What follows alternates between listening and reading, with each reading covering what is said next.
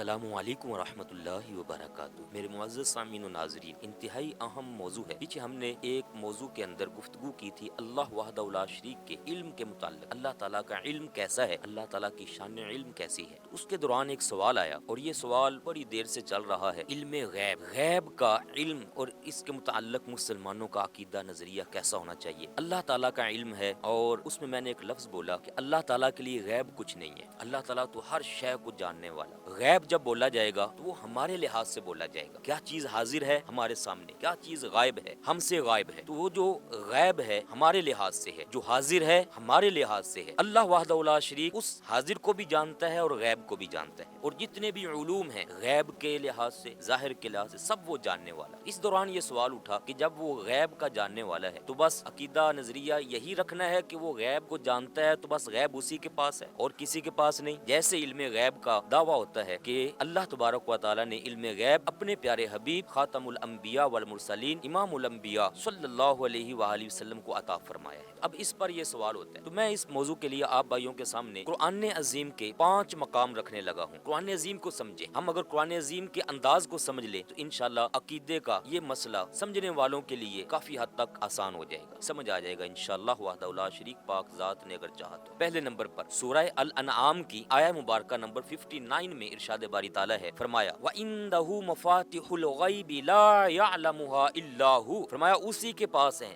غیب کی چابیاں، کوئی نہیں جانتا مگر وہی ذات، سوائے اس کے سوا کوئی نہیں جانتا۔ تو یہ آیت بتا رہی ہے کہ غیب اللہ پاک کے پاس ہے، اس کی چابیاں اس کے پاس ہیں، اس کے علاوہ کوئی نہیں جانتا۔ جیسا اللہ تعالیٰ کے پاس ہے ویسا کوئی نہیں جانتا، اور اس کی عطا کے بغیر بھی کوئی نہیں جانتا۔ جو بھی غیب ہے سب اس کے پاس ہے، یہ آیت یہ بتاتی ہے۔ اس آیت میں اللہ تعالیٰ کے پاس ہونے کا ثبوت ہوا، اور اللہ تعالیٰ جیسا جانتا ہے ویسا اللہ تعالیٰ کے برابر کوئی نہیں ہے، یہ چیز بھی اس سے واضح ہو گئی۔ ایک دوسرا مقام سنیے، سورہ الاعراف آیہ مبارکہ نمبر 188، یہاں اللہ تعالیٰ نے پیارے نبی کریم رؤوف الرحیم صلی اللہ علیہ وآلہ وسلم کو ارشاد فرمایا، قل، اے میرے حبیب صلی اللہ علیہ وسلم آپ فرما دیجئے، لا املک لنفسی نفعا ولا ضرا، میں اپنی ذات کے لیے نفع اور نقصان کا مالک نہیں، الا ما شاء اللہ، مگر اتنا جتنا میرا رب چاہے، ما شاء اللہ، جتنا رب نے چاہا، جتنا اللہ نے چاہا اتنا ہوں۔ وَلَوْ كُنْتُ عَالَمُ الْغَيْبَ لَاسْتَكْثَرْتُ مِنَ الْخَيْرِ، اگر میں غیب جانتا تو میں خیر کثیر جمع کر لیتا۔ اب یہ جو اتنا حصہ ہے، اگر میں غیب جانتا تو خیر کثیر جمع کر لیتا۔ اس کو لے کر کئی دوست بات کرتے ہیں کہ حضور علیہ الصلوۃ والسلام کو علم غیب نہیں ہے، اگر ہوتا تو پھر حضور علیہ الصلوۃ والسلام یہ کیوں فرماتے کہ جی اگر میں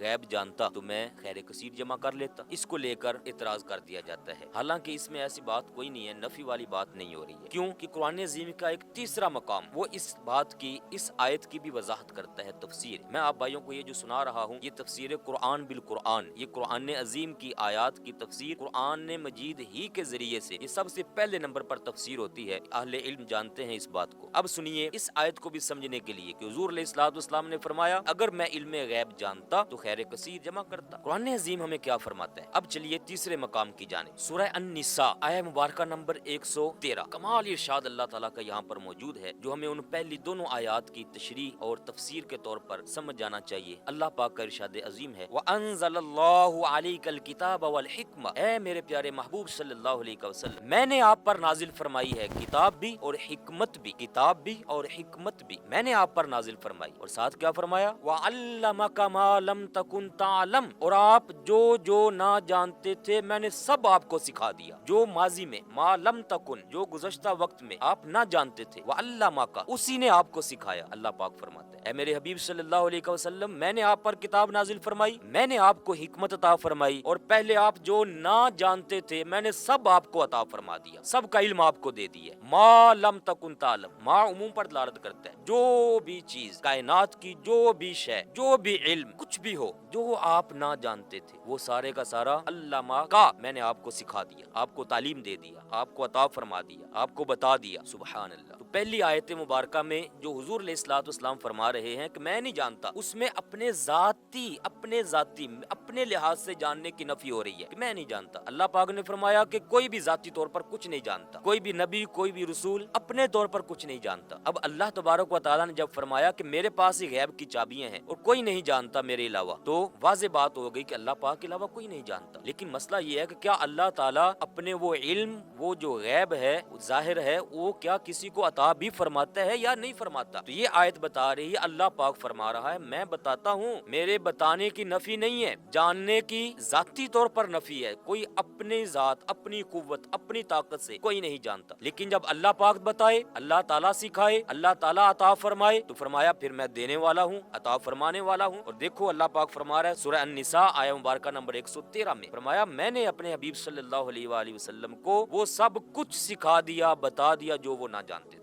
اور آگے کیا کمال ارشاد ہے، فرمایا وَكَانَ فَضْلُ اللَّهِ عَلَيْكَ عَظِيمًا، اے میرے حبیب صلی اللہ علیہ وسلم میں نے آپ پر عظیم فضل فرما دیا۔ کتنی بڑی شان ہے، اللہ تعالیٰ تو اس کو شان کے لحاظ سے عطا فرما رہا ہے۔ اور امت کے کئی لوگ وہ کہہ رہے ہیں کہ جناب کوئی علم نہیں، کوئی غیب نہیں۔ اللہ پاک فرمائے کہ میرے حبیب میں نے آپ پر فضل فرما دیا آپ کو دیکھ کر، اور امت کہے کہ جی کوئی معلوم نہیں ہے، جو کہیں کہ کوئی معلوم نہیں، ان کو اپنی اصلاح کرنے کی ضرورت ہے، نہ یہ کہ حضور اکرم صلی اللہ علیہ وآلہ وسلم کی علم کی نفی کرے۔ اب ایک تیسرا مقام سنیے، بلکہ چوتھا مقام یہ میں ابھی آپ کو سنانے لگا ہوں، اور مزید واضح مفہوم اس کا ہو جائے گا۔ سورہ آل عمران آیہ مبارکہ نمبر 179، کیا کمال اللہ پاک کا انداز ہے۔ یقین جانے اگر ہم قرآن عظیم کو سمجھنا شروع کریں تو ہمارے مسائل حل ہو سکتے ہیں۔ دیکھیے اللہ پاک فرماتا ہے وما کان اللہ لیطلعکم، فرمایا اللہ پاک کی شان نہیں ہے کہ تم سب کو مطلع فرما دے، علی الغیب، غیب پر، تم سب کو ہی غیب دے دے۔ فرمایا میری یہ شان نہیں، میری ذات کے لائق نہیں، اور نہ ہی کائنات کے سسٹم کے یہ لائق ہے۔ وما کان اللہ لیطلعکم علی الغیب،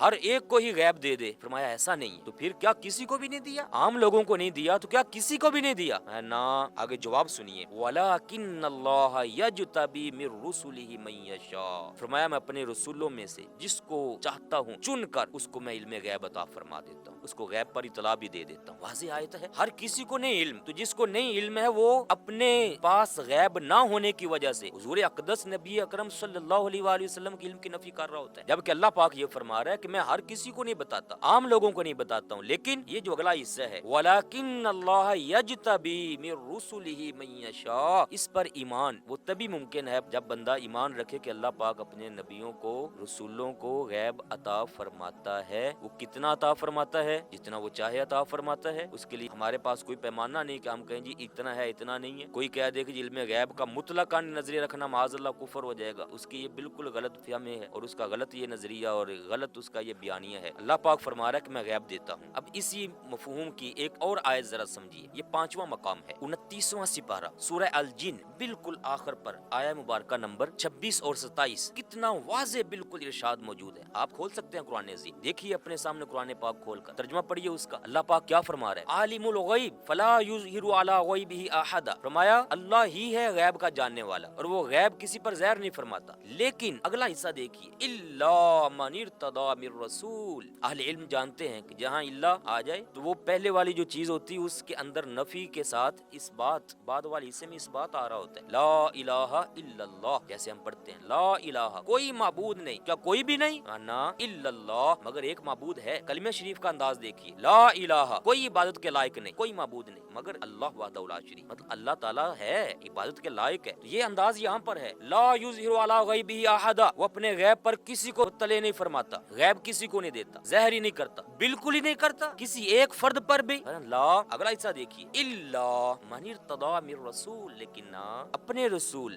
صلی اللہ علیہ وآلہ وسلم کو چن کر، مرتضی، ارتضی، جب میں نے چن لیا تو اپنے رسول صلی اللہ علیہ وآلہ وسلم پر غیب کو ظاہر فرما دیا۔ یہ مختلف قرآن عظیم کی آیات طیبات میرے پیارے بھائیوں، سامعین، ناظرین، یہ ہمیں بتاتی ہیں کہ علم غیب کا مالک اللہ پاک، اس کی عطا کے بغیر کوئی نہیں جانتا۔ لیکن جب وہ فرما رہا ہے کہ میں نے اپنے حبیب کو دے بھی دیا، سکھا بھی دیا، سب کچھ دے دیا، جو وہ نہ جانتے تھے سارا عطا فرما دیا، سکھا دیا، تو سبحان اللہ، اب ہمیں ایمان رکھنا چاہیے کہ اللہ تبارک و تعالیٰ نے اپنی شان، اپنی قدرت، اپنی شان مطلق کے ساتھ اپنے پیارے حبیب صلی اللہ علیہ وآلہ وسلم کو علم غیب سے نوازا ہوا ہے۔ اللہ پاک نے عطا فرمایا، اس کو کہتے ہیں عطائی، ذاتی کا انکار ہے، اور وہ خود حضور علیہ الصلوۃ والسلام نے فرمایا میں ذاتی طور پر نہیں جانتا، لیکن عطائی کا انکار ہرگز نہیں کر سکتے۔ اگر عطائی کا انکار کریں گے تو معاذ اللہ یہ قرآن عظیم کا انکار ہو جائے گا۔ بالکل ہمیں اس پر واضح نظریہ یہ رکھنا چاہیے کہ اللہ پاک نے قرآن عظیم کے اندر فرمایا ہے، میں نے اپنے پیارے حبیب صلی اللہ علیہ وآلہ وسلم کو علم غیب عطا فرمایا، ان کو اطلاع دی، ان پر زہر فرمایا۔ یہ مختلف قرآن عظیم کی آیات طیبات ہمیں بتاتی ہیں اللہ تعالیٰ نے حضور علیہ الصلوۃ والسلام کو علم غیب سے نوازا ہے۔ یہی ہمارا عقیدہ بالکل ہونا چاہیے۔ اللہ تعالیٰ ہمارے ایمان کی حفاظت فرمائے، اور نفی جو کر کے بولتے ہیں اللہ تعالیٰ ان کو بھی ہدایت نصیب فرمائے۔